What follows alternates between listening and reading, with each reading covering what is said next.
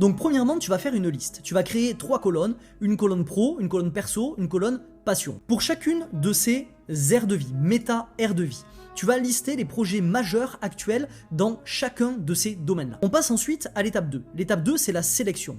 Pour chacune de ces aires de vie à nouveau, tu vas identifier 1 ou 2 projets maximum qui sont prioritaires dans chacune de ces aires de vie. Pour ces projets-là, tu vas mettre une étoile à côté ou tu vas le surligner si tu le fais à la main, peu importe, mais tu mets un signe distinctif qui te permet de les repérer. On passe ensuite à l'étape numéro 3.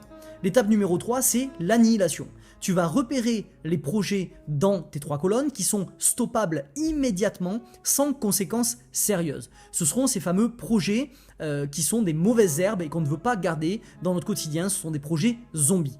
Quand tu as repéré ces projets, évidemment, tu les barres. 4e étape, le sprint. Tu as désormais donc tes projets majeurs qui sont étoilés, tes projets inutiles qui sont barrés. Il te reste donc sous les yeux tes projets flottants. Pour chacun de ces projets flottants qui ne sont ni majeurs ni inutiles, tu vas définir un plan de sprint de 1 à 3, 4 semaines et ton but sera de les terminer le plus rapidement possible.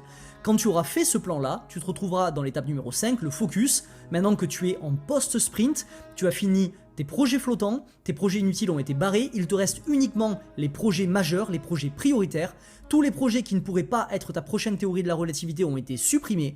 Et maintenant, tu dois respecter 2 règles. La première, c'est de ne pas lancer de nouveaux projets pendant 1 mois. Et la deuxième chose, c'est que tu vas consacrer toutes tes ressources, la trinité de tes atouts, temps, énergie, attention, aux projets majeurs.